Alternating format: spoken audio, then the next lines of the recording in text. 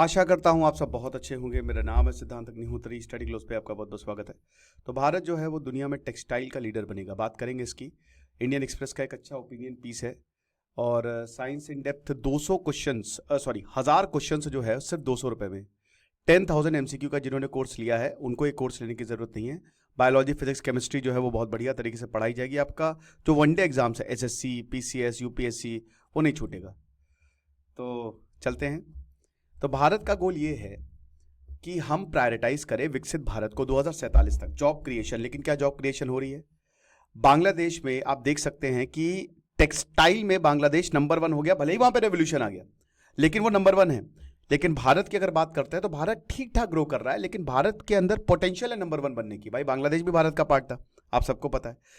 1947 के बाद अलग हो गया, वो पाकिस्तान हो गया, फिर 1971 में बांग्लादेश हो गया। अब ससुर है वो इतने पगला चुके हैं कि वो ये कह रहे हैं कि मतलब वो अपनी टेक्स्ट बुक को चेंज कर रहे हैं। जो उनका वहाँ पे टेक्स्ट बुक चलती है ना, हमारी वजह से बांग्लादेश बना, वो वहाँ टेक्स्ट उसको चेंज कर रहे हैं कि नहीं पता नहीं क्या प्रोपेगेंडा पढ़ाएंगे। एनीवे, तो जो टेक्सटाइल और अपैरल इंडस्ट्री है वो भारत की सेकेंड लार्जेस्ट एम्प्लॉयर है। एग्रीकल्चर के बाद, कृषि के बाद सबसे ज्यादा कपड़ा उद्योग जो है वो नौकरियां देता है। लगभग 45 मिलियन पीपल, 4.5 करोड़ लोगों को ये रोजगार दे रहा है। और सेक्टर जो है वो 10% से बढ़ने वाला है। 250 बिलियन US$ का मार्केट 2030 तक हो जाएगा। ये बहुत ही जबरदस्त है। तो यानी कि मिलियंस ऑफ जॉब 2030 तक, अगले 5 सालों में आने वाली हैं। तो अगर हमारा जो एक्सपोर्ट है वो 45 US$ से 100 बिलियन डॉलर तक जाता है और इकोनॉमी हमारी 6 से 7% तक बढ़ती है, तो याद रखिएगा 10 लाख के करीब जॉब हर साल सिर्फ यही कपड़ा उद्योग जो है ना वो जनरेट करने वाला है। तो बहुत अच्छा मौका है 2030 तक। लेकिन 10%, 6 से 7%, 6 to 7% एक तो बढ़ना पड़ेगा इकोनॉमी जो है। फिर उसके बाद चाइना, बांग्लादेश और वियतनाम। इस समय बांग्लादेश और चाइना, वियतनाम जो है वो दुनिया के लीडिंग टेक्सटाइल एक्सपोर्टर्स में से एक है। बांग्लादेश, ज़ारे का कपड़े जो है उसमें अब मेड इन बांग्लादेश लिखा हुआ है। अब तो बांग्लादेश के हालात बहुत खराब हो गए हैं, लेकिन इस समय शिफ्ट हो रहा है। बांग्लादेश की बर्बादी पे वियतनाम और चाइना भी। चाइना में भी काफी ज्यादा अनसर्टेनिटी है। ग्लोबल मार्केट्स वो भारत की तरफ देख रहे हैं। तो अभी बहुत कुछ है, ठीक है ना। Economy stable, government stable. हालांकि इकोनॉमी क्या, स्टॉक मार्केट क्रैश हो रहा है लेकिन वो रिबाउंड करेगा, ठीक है ना, कोई दिक्कत की बात नहीं है। और एक तरीके से देखिए, कपड़ा उद्योग ऐसा है ना कि ये हमारा ही है, मतलब हमने इसको ओन किया है। यूरोप कपड़े की वजह से यहां पे आया था। हमारा नील, कपड़ा, कॉटन सब जाता था, कपड़ा लत्ता ले जाते थे वो। भारत के कपड़े की वजह से यूरोप, ब्रिटिश जो है वो अमीर बना है, ये हम सबको पता है। तो ये हमारा ट्रेडिशनल बिजनेस है, तो इसमें कोई दिक्कत भी नहीं है। सरकार जो है वो यही बोल रही है कि हाँ, हम इंडस्ट्री को सपोर्ट करने के लिए पूरी तरीके से तैयार हैं, ठीक है। 1000 करोड़ के इंसेंटिव्स हम देने वाले हैं। जैसे प्रधानमंत्री mega integrated textile reason and apparel, PM Mitra, PLI। भाई सबसे शानदार जो मेरे ख्याल में सरकार की स्कीम है वो product linked incentive, PLI scheme है ना। पर्टिकुलर प्रोडक्ट उसमें लिस्ट दी हुई है, आपको इंसेंटिव दिए जाते हैं बहुत तरीके से। फिर उसके बाद rebate of state and central taxes and levies scheme, जिसमें आपको टैक्स में छूट मिलती है। तो ये बहुत सारी स्कीम्स हैं, सरकार सपोर्ट करने के लिए तैयार है। 100 billion US$ Indian textile market इस समय बहुत बड़ी ह्यूज डोमेस्टिक अपॉर्चुनिटी थी, आप समझ रहे हैं, मतलब है। तो ये चीज है। अभी क्या है, जेन जी, अब जेन जी आ गया है, फिर अल्फाज आ गए हैं, आ जाएंगे। तो जेन जी इस डिमांड को ड्राइव करेगा, उनको आड़े टेढ़े कपड़े चाहिए, है ना। तो भाई देखिए, लोग खर्च कर रहे हैं। अभी हालांकि एक रिपोर्ट आई थी कि 100 करोड़ भारतीयों के पास पैसा नहीं है, लेकिन बाकियों के पास तो है। 15 करोड़ कुछ ऐसे लोग हैं जो कि इमर्जिंग क्लास है, वो कपड़े खरीदेंगे, आप समझ रहे हो। ई कॉमर्स आ गया है भाई, मिंत्रा पे आप कपड़े ऑर्डर करो, रिटर्न कर दो, बहुत बढ़िया, बहुत अच्छा एक्सपीरियंस होता है। ई कॉमर्स ने ना कपड़ों के बिजनेस को पूरा तोड़ के रख दिया है। अब क्या होता है कि आप जाते हो स्टोर, आप तुरंत ऑनलाइन चेक करते हो और बोलते हो कंपेयर करके दोगे तभी लेंगे, नहीं कहोगे तो यहां से मंगा लेंगे। तो चॉइस नहीं रहती है। तो ई कॉमर्स ने ना पूरा सिस्टम बिगाड़ दिया है, आप समझ रहे हो। और लोग जो है आसानी से अपैरल और फैशन को एक्सेस कर सकते हैं। और उसमें AI भी अब इंटीग्रेट हो गया है, राइट। कोविड या फिर रिसेशनरी फेजेस आया, उसमें काफी ज्यादा कपड़ा उद्योग के लिए बहुत डल फेज था, लेकिन अब एक हेल्दी कंजम्पशन एपेटाइट वो भारतीयों की हो रही है। अब हम कैसे इंश्योर करें कि there is a labour efficiency, कैसे इंश्योर करें। यहां पे जॉब होगी, लेकिन क्या इतने लोग हैं? बिल्कुल हैं। भारत में तो आप एक जॉब निकालेंगे तो 100 आ जाएंगे। लेकिन सबसे बड़ी बात यह है कि जैसे मान लीजिए अपैरल इंडस्ट्री है, तो उसमें काम करने के लिए अब भाई कोई जैसे कपड़ा है, कपड़े को सीना है तो दर्जी सिएगा, है ना। इंजीनियर तो सीए का नहीं, उसको तो आता नहीं है। तो 15 से 20% भारत को कॉस्ट डिसएडवांटेज है अगर बांग्लादेश और वियतनाम की बात करें, समझ रहे हो। और इसमें लोअर एफिशिएंसी है, लेबर इंटेंसिव गारमेंट में लोअर एफिशिएंसी आपको देखने को मिलेगी। तो मैन्युफैक्चरिंग प्रोसेस में ये दिक्कत है, ठीक है ना। अब इसको हम कैसे रेमेडी करें, इसका सोल्यूशन क्या है? इसका सोल्यूशन अगर बात करते हैं तो जॉब्स डेफिनेटली, वर्कर्स, है ना। देखिए भारत में क्या होता है, जैसे एक जगह जॉब है और वर्कर कहीं और है। एग्जांपल के तौर पे आप देख रहे हो कि लेबर जो है, जैसे मान लीजिए महाराष्ट्र में लेबर आ रहा है, यूपी में लेबर आ रहा है, नहीं यूपी में नहीं, महाराष्ट्र में, तमिल में, कर्नाटक में, मान लीजिए कि जॉब जो है वो जनरेट हो रही है।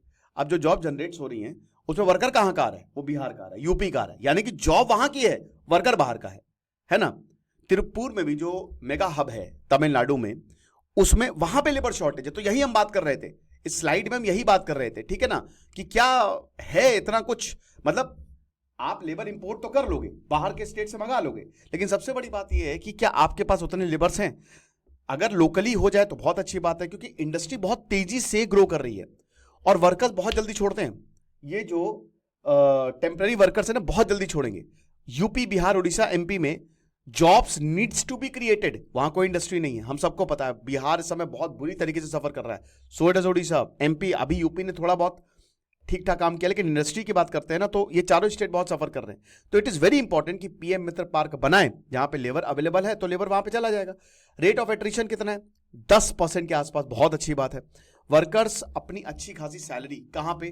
ट्रांसपोर्ट, एकोमोडेशन, इसमें उनको 20,000 रुपए मिला तो वो 20,000 उसमें रहने में ही चले जाते हैं, जाने में चले जाते हैं, तो बंदा कमाएगा क्या, बचाएगा क्या, है ना। अब उसकी वजह से वो अपने प्रेजेंट एम्प्लॉयर को छोड़ देंगे, क्योंकि बहुत कम भारत में इंडस्ट्री का प्रॉफिट हो रहा है, वेज हाइक नहीं है, सैलरी बढ़ी नहीं रही है। अब इसमें क्या होता है, अब बहुत सारे इसमें माइग्रेंट्स हैं, क्योंकि उनको घर भी भेजना होता है। तो कहीं ना कहीं ये सब चीजें क्या करती हैं? प्रोडक्शन को इंपैक्ट करती है। ये एक बहुत बड़ी प्रॉब्लम है भारत की, जिसकी कोई बात नहीं करता है, स्पेशली टेक्सटाइल इंडस्ट्री में, है ना।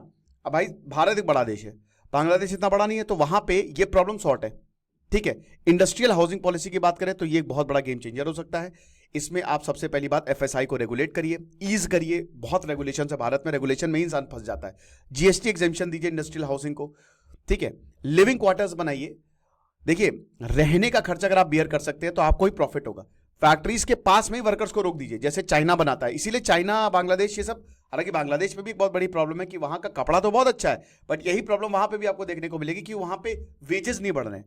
लेकिन हाँ, अगर आप ये काम करते हैं, अगर आप उनके ट्रांसपोर्टेशन को फ्री कर देते हैं, आपकी बस जा रही है उनको लेके आ रही है, या फिर चलिए ट्रांसपोर्टेशन तो भूल ही जाइए, सबसे बेस्ट वही फैक्ट्री के बगल में ही घर बना दे तो काम हो जाएगा। तो इसमें स्टाफ रिटेन भी होगा, कोई एब्सेंट नहीं होगा, एब्सेंटिज्म भी जो है वो रिड्यूस हो जाएगा और हायर प्रोडक्टिविटी हमको देखने को मिलेगी।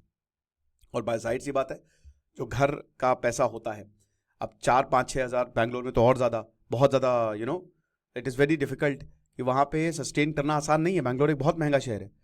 बैंगलोर हो गया, मतलब मैं इन जनरल बात कर रहा हूँ, तो मतलब 4-5 हज़ार तो मान के चलिए वो महीना जाता ही जाता है इतना ऑन एन एवरेज, तो 4-5 हज़ार बच जाएगा, ठीक है। तो टेक्सटाइल एक लो मार्जिन बिजनेस है, ये बात सच है भाई। अगर मैं ही कपड़ा बना रहा हूँ भारत में, आप बहुत हाई प्राइस रख दोगे तो कोई खरीदेगा नहीं। 500-600 का कपड़ा है, 500-600 का हम सेल कर रहे हैं, तो अब उसमें क्या है, उसमें 300 का मान लीजिए कपड़ा है, आपने कपड़ा खरीदा, 100 रुपये आपके ट्रांसपोर्टेशन इधर उधर चले गए, ठीक है ना, 50 रुपये आप टैक्स वैक्स जोड़ लीजिए, तो आपके पास 50-100 रुपये बचेगा, ठीक है ना। तो एक लो मार्जिन बिजनेस है, तो इसमें इन्वेस्टमेंट और प्रॉफिटेबिलिटी जो है वो एक बहुत बड़ा इशू रहता है।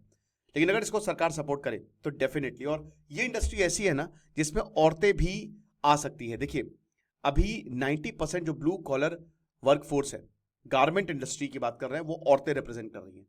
फैशन औरतों से रिलेटेड है, ये बात सच है, तो औरतें इसको लीड कर रही हैं, तो औरतों के लिए भी एक स्टेबल जॉब यहाँ पे हो सकती है। और जाहिर सी बात है कि अगर सब कुछ बढ़िया होगा तो बहुत अच्छा होगा। ऑटोमेशन, अगेन भाई जितना ज़्यादा आप ऑटोमेट करोगे, जितना ज़्यादा मशीन्स काम करेंगी, अब जाहिर सी बात आप कह सकते हो इसमें सर इसमें तो जॉब चली जाएगी, बिल्कुल चली जाएगी, लेकिन जहाँ पे लेबर का काम कम किया जा सकता है, या जहाँ कोई ऐसी चीज़ है जहाँ पे लेबर काम नहीं कर सकता, तो क्या दिक्कत है ऑटोमेशन में, है ना। तो ये चीज़ है, टेक्नोलॉजी और ह्यूमन टैलेंट वो एग्जिस्ट करेगा। देखिए एआई एक रियलिटी है और आपको उस हिसाब से अपने आप को एडजस्ट करना है, आप उसमें कुछ कर नहीं सकते, ठीक है ना। तो ये है, बाकी आपको कैसा लगा लेक्चर आप मुझे बताइएगा, और आपको क्या लगता है वो भी मुझे बताइएगा, और आप हमारा साइंस का कोर्स आप अवेल करें, आपको बहुत ज़्यादा फायदा होगा। खुश रहे, पढ़ते रहे। जैसे सिद्धांत अग्निहोत्री साइनिंग ऑफ।